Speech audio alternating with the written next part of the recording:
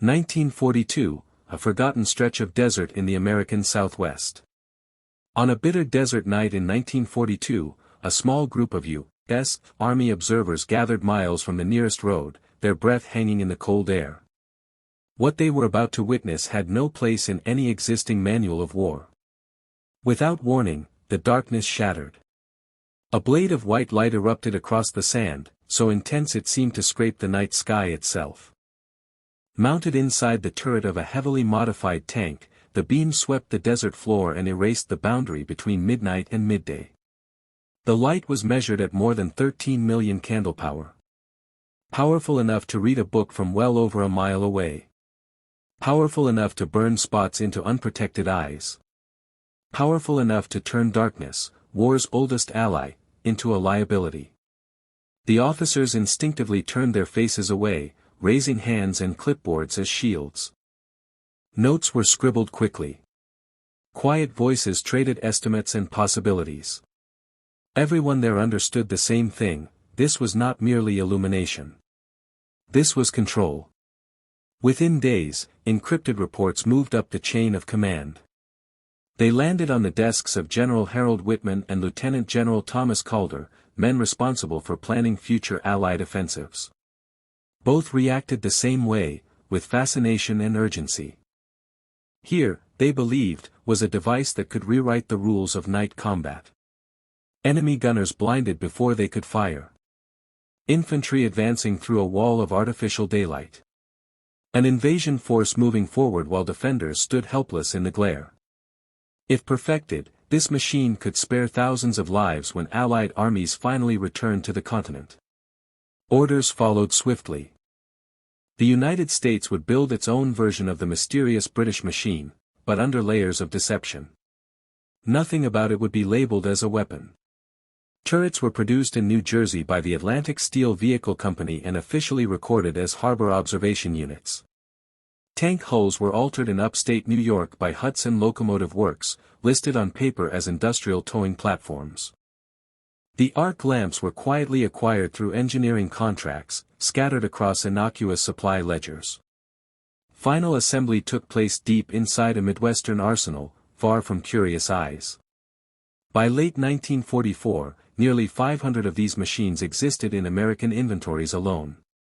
Britain had built hundreds more. Entire armored units trained exclusively to operate them. Crews drilled in isolation, under desert skies, in remote valleys, in windswept training grounds, learning to maneuver, synchronize, and unleash light as a weapon. And yet, despite the immense cost, secrecy, and preparation, this revolutionary system stood on the brink of irrelevance. Because the greatest threat to its success was not the enemy. What Allied planners truly lacked was not courage or manpower, but a way to make light itself survive the battlefield. Conventional illumination died quickly under fire. What was needed was a beam wrapped in steel, light protected by armor thick enough to shrug off machine gun rounds and flying shrapnel. A weapon that could blind defenders without instantly betraying and destroying its own crew. Darkness had always punished attackers. This invention aimed to reverse that ancient equation. The idea did not originate inside any government laboratory. It came instead from a stubborn civilian mind shaped by an earlier war. During the First World War, Royal Navy officer Commander Edward Thornwick had watched night attacks dissolve into chaos. As early as 1916, he sketched proposals for armored vehicles mounting powerful floodlights, arguing that control of visibility meant control of the fight. When the armistice came, Thornwick refused to let the idea die. In the 1920s, he found an unlikely partner, Alexander Marokas, a Greek-born electrical engineer with a talent for high-intensity arc systems. Together, they refined Thornwick's concept into something far more ambitious, a mobile, armored source of artificial daylight designed not to illuminate the enemy, but to dominate them. In 1933, the two men formally established the Thornwick Development Group, a private venture dedicated to conquering the night. Their proposal was radical enough to attract powerful allies. One of the earliest backers was Lord William Harcourt, the 3rd Earl of Ravensmere, a fabulously wealthy aristocrat with a long-standing interest in armored vehicles and experimental warfare. His financial support kept the project alive, but money alone was not enough. To turn light into a weapon, Thornwick needed doctrine. That doctrine came from Major General Arthur "Red" Mallory, one of the most brilliant, and divisive, military thinkers Britain had produced between the wars. Mallory had served in the Tank Corps during the First World War and played a central role in planning Britain's first large-scale armored breakthrough. As a young staff officer, he helped design the coordinated tank assault that shattered entrenched positions in late 1917, proving that machines could restore mobility to industrial warfare. After the war, Mallory became the loudest voice arguing that tanks, not infantry, would decide future conflicts. He wrote relentlessly, lectured widely, and clashed constantly with conservative senior officers. When he retired from active service in 1933, he was already more influential abroad than at home. His theories reshaped armored doctrine across Europe. In Germany, a rising officer named Karl Neumann personally financed translations of Mallory's unpublished training manuals and absorbed them with near-religious intensity. In the Soviet Union, tens of thousands of copies of Mallory's works were issued to Red Army officers as required reading. The bitter irony was impossible to miss. The ideas of a British general would later help drive the armored forces that smashed Poland, overran France, and forced British troops into evacuation. With Mallory's tactical vision, Harcourt's funding, and Thornwick and Maroca's engineering, the group was finally ready to reveal its creation. In late 1934, they staged a private demonstration for French military officials. Observers watched as the armored light came alive, its beam pulsing and flickering in a way that made the human eye rebel. Depth vanished. Distance collapsed. Men standing in front of it lost balance and orientation within seconds. The French were impressed, but cautious. They questioned whether the armor was sufficient and ultimately declined to proceed. Undiscouraged, the Thornwick group turned back to London. In 1937, they demonstrated the system to representatives of the British War Office. Those who stood in the beam described it as physically unsettling. Eyes could not adapt. Shadows moved unpredictably. Targets dissolved into white haze. A defender facing it would be firing blind. Yet the response was lukewarm. Budgets were tight. Rearmament competed with political hesitation. War, many still believed, might yet be avoided. The War Office ordered only 3 prototypes for evaluation, and then allowed the inventors to quietly offer the technology to foreign buyers. It was an extraordinary decision. One that revealed how little urgency Britain's leadership attached to the weapon's potential. Had they truly understood what armored light could mean on a modern battlefield, its secrets would never have left British hands. That illusion ended abruptly in the summer of 1940, when France collapsed, and the night suddenly became far more dangerous than anyone had imagined. The collapse of Western Europe in the spring of 1940 was not merely a military defeat, it was a verdict. In barely 6 weeks, German forces dismantled assumptions that had shaped European defense thinking for a generation. Fortifications once described as impenetrable were simply ignored. Allied armies, French, British, Belgian, and Dutch, were not defeated head-on, but outmaneuvered, isolated, and destroyed piece by piece.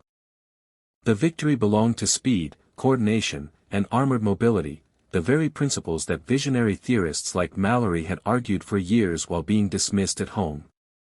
For Britain, the implications were terrifying. The army had lost much of its heavy equipment in France. The nation stood alone. The Royal Navy still ruled the Channel, but German aircraft now controlled the skies over Western Europe, and the threat of invasion no longer seemed theoretical. In this climate of shock and urgency, ideas once written off as eccentric suddenly looked like potential lifelines. In June 1940, amid the anxious weeks following the evacuation from Dunkirk, a trial was arranged at the coastal ranges near Lulworth. There, under intense scrutiny, the armored Searchlight was finally demonstrated to senior decision-makers who now had no luxury of skepticism. The results were impossible to ignore. Observers saw darkness neutralized, vision disrupted, and movement concealed behind artificial daylight. Within weeks, orders were placed for 300 armored Searchlight turrets to be mounted on existing tank hulls. For the first time, the project had full governmental backing, and the industrial muscle to turn theory into reality. That support came with a price. The weapon was buried beneath a level of secrecy so extreme that it would ultimately sabotage its own usefulness. The system was deliberately assigned a name designed to mislead anyone who encountered it: Canal Defense Light. The phrase was intentionally dull, suggesting static infrastructure, harmless illumination along waterways to counter imagined parachute drops or small-scale raids. Any intelligence officer hearing of Canal Defense Lights would picture fixed lamps and routine precautions, not mobile armored vehicles engineered to advance with assault troops. When the United States later joined the effort, the deception deepened. The American variant was officially labeled the T-10 shop tractor, an absurdly mundane designation implying nothing more than an industrial tug used in depots and factories. To an outsider, it was logistical equipment, uninteresting, unthreatening, and unworthy of attention. Production itself was fragmented by design. No single factory ever built a complete vehicle. Turrets were manufactured in one region, hulls modified in another, lighting systems assembled elsewhere, and final integration carried out at separate arsenals. Workers saw only their assigned components. Few understood what they were building, and fewer still grasped how the pieces fit together. The earliest operational models were based on the Matilda II, a heavily armored infantry tank that had already proven resilient in North Africa.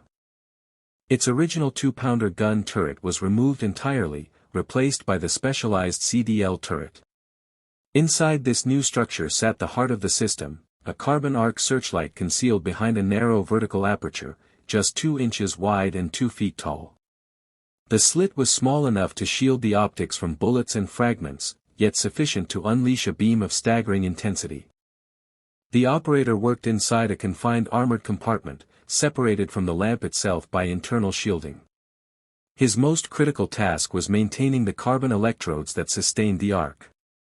They burned away rapidly under extreme heat and had to be replaced repeatedly during operation, a job requiring thick asbestos gloves and steady hands.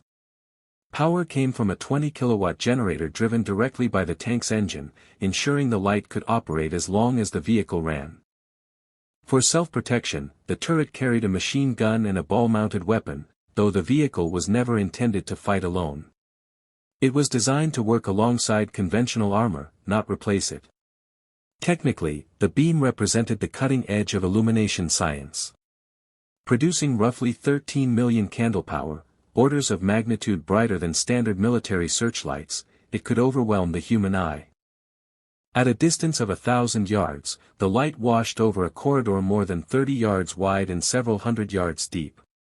The turret could rotate fully, elevating or depressing the beam to follow terrain and movement. Yet illumination alone was not the true genius of the system. What made the weapon extraordinary was not simply how bright it was, but how deliberately it manipulated human perception. Inside the turret, the weapon's most unsettling feature was not its brightness, but its rhythm. Engineers had fitted the searchlight with a mechanical shutter capable of snapping open and shut multiple times per second. To anyone caught in its path, the effect was brutal. Vision lurched violently between blinding white and absolute black. Eyes could not adjust. Balance faltered. Test subjects reported vertigo, nausea, and an overwhelming sense of panic. Even after the light moved on, many remained partially blind for minutes at a time. The effect was not accidental. Trials showed that soldiers exposed to the pulsing beam were physically incapable of aiming with any precision. Distance collapsed into abstraction. Targets dissolved. Worse still for defenders, they could not tell whether the light was 50 yards away or 500. Attempts to direct artillery fire became guesswork, shells falling harmlessly wide or dangerously short. Color manipulation added another layer of deception. Interchangeable filters allowed crews to alter how the beam was perceived. A blue-tinted light tricked the human brain into judging the source as farther away than it truly was. Amber light produced different distortions, flattening terrain and masking movement.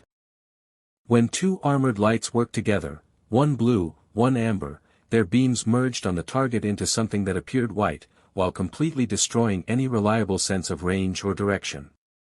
To defenders, it looked like ordinary illumination. In reality, it was a carefully engineered optical trap. The tactical doctrine built around the system was as ambitious as the technology itself. Armored light tanks were meant to advance in disciplined formations, spaced roughly 100 yards apart. As they moved forward, their overlapping beams created shifting corridors of shadow, zones where attacking infantry could advance unseen. Enemy trenches, bunkers, and gun pits would be flooded with light, their occupants blinded and isolated while attackers slipped through the darkness between the beams. The psychological impact was expected to be devastating. Soldiers pinned in place by light they could not escape, unable to see who was attacking them or from where, would feel utterly powerless. Fear would spread faster than any shell burst. Resistance would collapse not because of overwhelming firepower, but because the defenders' senses had been taken away. Whoever controlled the light would own the night. Early trials using the armored infantry tank platform proved the concept sound. The system worked exactly as intended.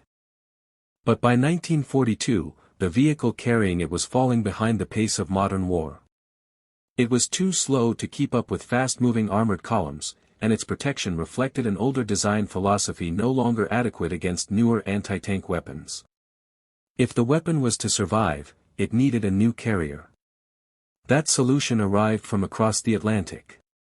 American production lines, now running at full wartime capacity, were shipping medium tanks to Britain in vast numbers. Among them was a vehicle ideally suited to the role.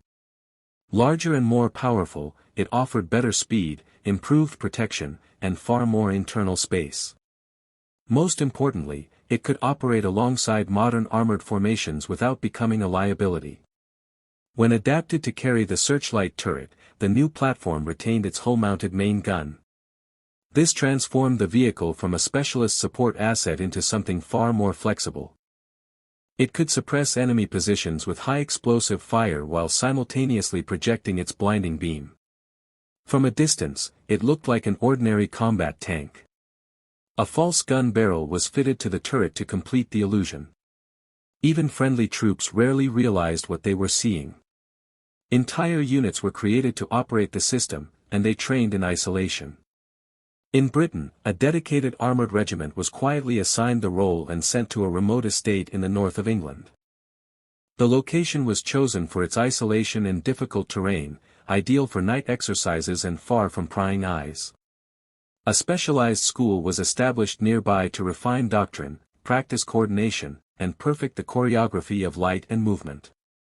Crews spent years rehearsing night advances, infantry cooperation, and the subtle timing required to maximize confusion among defenders. Across the ocean, the United States mirrored the effort. Special tank battalions were formed and grouped under a classified command.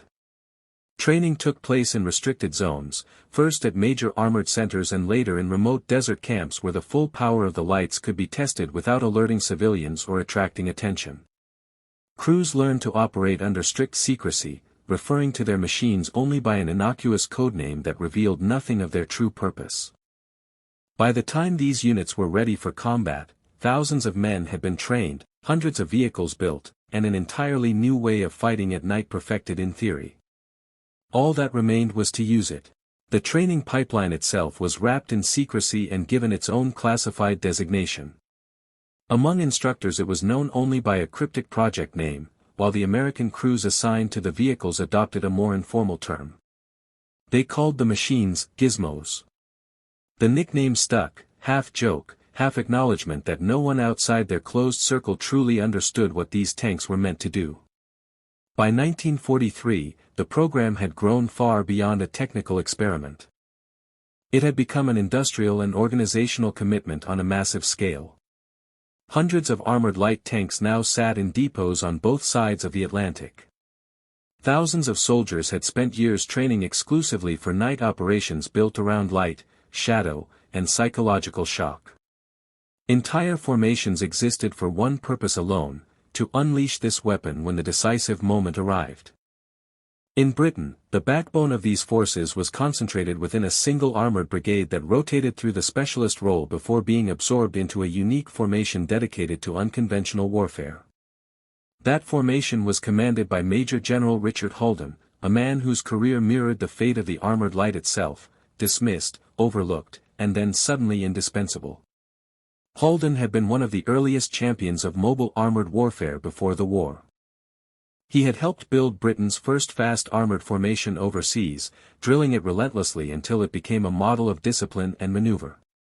But his insistence on reform and his impatience with tradition made him enemies. Senior officers sidelined him, and for a time his career collapsed so completely that he found himself serving at home in a junior reserve role. The disasters of 1940 changed everything. Britain's defeats proved that Holden's critics had been wrong. At the personal urging of the Prime Minister, he was brought back into uniform and given a new mission. In late 1942, he was placed in command of a division unlike any other, one tasked not with fighting conventionally, but with solving the impossible problems of an invasion against fortified Europe. Under Holden's leadership, the division became a laboratory of armored innovation. Strange vehicles filled its parks, tanks that could swim ashore from landing craft, others that flailed minefields apart with spinning chains, assault tanks that fired massive demolition charges, flamethrowers built to burn defenders out of bunkers, bridge layers, bulldozers, and obstacle-clearing machines. To Allied soldiers, the collection earned an affectionate nickname, Holden's Curiosities, a traveling exhibition of mechanical answers to entrenched defenses. The armored Searchlight fit perfectly into this world. It was never meant to fight alone. It was a problem solver, designed to neutralize one of war's oldest advantages, darkness. As planning for the invasion of France accelerated, CDL crews waited in guarded camps, convinced their moment was close. The greatest amphibious assault in history was coming. If ever there was a time for a weapon built to dominate the night, this was it. But the moment never arrived. In early 1943, the system underwent its most serious field evaluation during a major exercise conducted along remote Scottish coastlines. The trials were designed to test multiple experimental systems at once, including armored fire support launched directly from landing craft. The searchlights were activated under realistic conditions, sweeping beaches and hillsides with pulsing brilliance. Technically, the lights performed exactly as designed. Troops exposed to them reported disorientation and loss of depth perception. Night turned hostile and unstable. But the exercise also raised uncomfortable questions. Would experienced enemy soldiers simply aim at the center of the glare and fire anyway? Would discipline overcome confusion? Could such a delicate choreography of light and movement survive the chaos of a real landing under fire? The final assessment was cautious to the point of fatal. The system, evaluators concluded, showed promise, but not certainty. It might be useful as a supporting tool, but it was too unpredictable to anchor an operation as complex and risky as a cross-channel invasion. With so many moving parts already, naval gunfire, airborne drops, beach assaults, and armored breakthroughs, commanders were unwilling to add an element they did not fully trust. As a result, when Allied forces went ashore in Normandy in June 1944, the armored lights remained behind. Yet even these doubts were not the true reason the weapon vanished from the battlefield. The deeper problem was structural, and devastating. The officers who planned real battles never asked for the system because they did not know it existed. The secrecy that had shielded the project from enemy intelligence had also hidden it from Allied field commanders. A divisional commander planning a night attack in the Norman hedgerows worked with known quantities. He knew his battalions, his artillery, his tanks, and his engineers. He built plans around weapons he had trained with and assets listed in official tables. A weapon that did not officially exist could not be requested, integrated, or imagined. And so the most secret weapon of the Allied war effort remained exactly that. A secret, even from the side that built it. A commander cannot ask for what he has never been told exists. And the men planning Allied operations were deliberately kept in the dark. The Armored Light program was locked behind the highest security classifications. Knowledge of it was confined to a narrow circle of officers who had been personally briefed and sworn to silence. Even generals commanding entire corps, or armies, were often excluded unless someone higher decided they had a specific reason to know. The logic seemed sound on paper. Surprise was believed to be the weapon's lifeblood. If German intelligence discovered the existence of armored searchlights before they were unleashed, countermeasures would surely follow. Protective eyewear could be issued. Troops could be conditioned to endure the flicker. Anti-tank guns could be positioned to hunt the glowing machines whose beams would betray their locations. Once the secret was lost, the advantage might vanish overnight. So secrecy was enforced without compromise. And in enforcing it, the weapon was effectively erased from the battlefield. Plans were written by officers unaware the system existed. Operations were designed around familiar tools, infantry, artillery, tanks, engineers, because those were the only assets planners knew they had. The armored lights could not be requested, integrated, or even imagined. As a result, they waited in fenced motor parks while fighting raged miles away. As the campaign across northwestern Europe unfolded through the summer and fall of 1944, the contradiction became painfully clear. Night after night, Allied units attacked under the same old handicaps. Darkness shattered coordination. Units lost direction. Friendly fire incidents multiplied. Commanders struggled with visibility and control, exactly the problems the armored lights had been built to solve. And night after night, the CDL crews waited, engines cold, orders never arriving. The weapon designed to master night warfare remained silent while the night continued to claim lives. Eventually, practicality prevailed. Trained crews could not be left idle forever. One by one, CDL units were reassigned. Some tanks were stripped of their special turrets and converted into mine-clearing vehicles. Others were absorbed into conventional armored formations desperate for experienced men and usable hulls. Years of specialized training dissolved in weeks. One British regiment landed in France months after the invasion, only to be told soon afterward that its unique mission was over. Its equipment was redistributed, its crews retrained for entirely different tasks, operating amphibious transport vehicles instead of armored searchlights. The transformation was total. What had once been a precision instrument was reduced to spare parts and reassignment orders. In the campaign it had been designed for, the armored light never fired a beam in anger. Only at the very end of the war did the system finally see combat, and even then, not as its creators had imagined. In March 1945, Allied forces achieved a sudden and priceless breakthrough when an intact bridge across the Rhine fell into their hands. The crossing had to be held at all costs. Engineers worked frantically under constant threat from air attack, artillery, and sabotage. Here, at last, the armored lights were used, not to blind defenders during an assault, but to illuminate the riverbanks and skies, exposing enemy swimmers, demolition teams, and low-flying aircraft. The beams swept the darkness, denying the enemy concealment and helping to secure the bridgehead into Germany itself. It was a useful role. An important one. But it was not the role the weapon had been built for. The Canal Defense Light remains one of the great paradoxes of the Second World War, a machine that worked, a doctrine that made sense, and a weapon rendered almost irrelevant by the secrecy meant to protect it. A reminder that in war, innovation can be defeated not only by the enemy, but by silence.